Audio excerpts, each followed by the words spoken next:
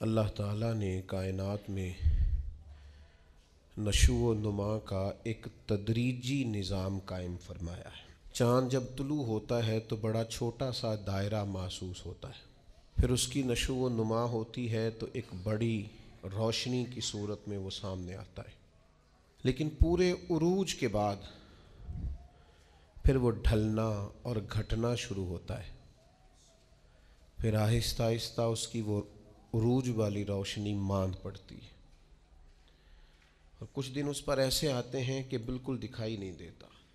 سورج کی شعاعیں جب سورج صبح نکلتا ہے تو ماند ہوتی ہیں، پھر وہ اتنے عروج پہ ہوتا ہے کہ کوئی اس سے آنکھ نہیں ملا سکتا، لیکن شام کو پھر وہ اپنے زوال کو دیکھتا ہے۔ درخت ایک چھوٹے سے پودے کی صورت میں ہوتا ہے، کبھی کبھی یوں بھی لگتا ہے کہ ہو سکتا ہے کہ تیز پانی آئے یا آندھی آئے تو اس کو جڑ سے اکھیڑ دے، لیکن پھر وہ جب پورا جوان ہو جاتا ہے تو پھر بڑے بڑے طوفانوں میں بھی کھڑا رہتا ہے، پھر اس کا بال بھی بانکا نہیں ہوتا، لیکن پھر ایک وقت خزاں کا آتا ہے جب اس کے پتے جھڑتے ہیں، جب پرندے اڑ جاتے ہیں،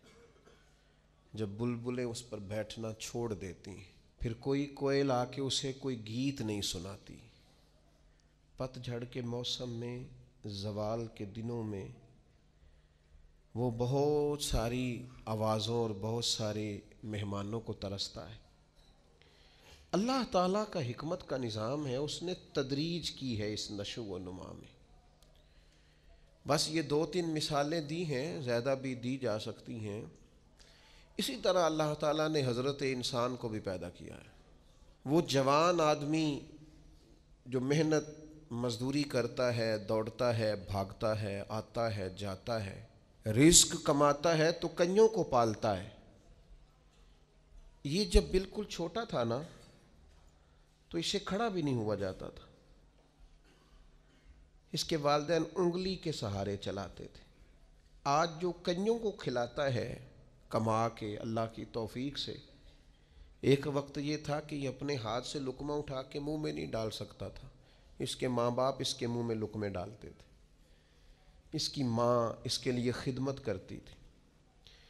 پھر اس کو عروج ملا، پھر اس کو باکپن ملا، پھر اس نے دنیا دیکھی، پھر اس نے دوڑنا بھاگنا دیکھا، پھر اس نے بڑی بڑی گاڑیاں چلائیں، پھر اس نے بڑی بڑی ٹرینیں چلائیں، پھر وہ پائلٹ بنا، اور اتنا بڑا جہاز منو ٹنوں کے حساب سے وزن لے کے یہ اللہ نے اس کے قبضے میں دیا، یہ لے کے گیا بھی، یہ لے کے آیا بھی۔ جوانی عروج والی اللہ نے عطا کی، لیکن پھر وقت ڈھلا، پھر واپسی شروع ہوئی، کالے بال سفید ہوئے، سیدھی کمر ٹیڑھی ہونے لگی، اٹھتے ہوئے گھٹنوں میں درد رہنے لگا۔ یہ اللہ کا تدریجی نظام ہے۔ جوانی کے بعد بڑھاپا آیا، لیکن تکلیف والا معاملہ یہ ہے کہ وہی شخص جس طرح اللہ ماشاء اللہ جوانی میں خود بھول گیا تھا کہ مجھ پر کبھی بچپن بھی تھا، میں کبھی کمزور بھی تھا، هل اتى على الانسان حين من الدهر لم يكن شيئا مذكورا، انسان پر ایک وقت وہ بھی تو گزرا ہے جب یہ کوئی قابل ذکر چیز ہی نہیں تھا، اس کا نام تک نہیں تھا۔ جس طرح جوانی میں یہ بھول جاتا ہے نا مجھ پر بچپن بھی تھا، اسی طرح جب یہ بوڑھا ہوتا ہے تو بعض اوقات بچے بھی بھول جاتے ہیں۔ ان کا خیال ہوتا ہے کہ شاید ابا ہی بوڑھا ہوا ہے، دادا ہی بوڑھا ہوا ہے، ہم نے شاید نہیں ہونا۔ وہ بڑی جلدی بوڑھوں کو سکریپ کا مال بنا دیتے ہیں، ان کے لیے چارپائیاں سٹور روم میں لگ جاتی ہیں، ان کو کہا جاتا ہے کہ ابا کو ایسی کس لیے ضرورت نہیں رہی کہ گھٹنوں میں درد ہے، ان کو یہ کہا جاتا ہے کہ چونکہ ان کا سامان ہی مختصر سا ہے لہذا بڑے کمرے کی حاجت ہی نہیں ہے۔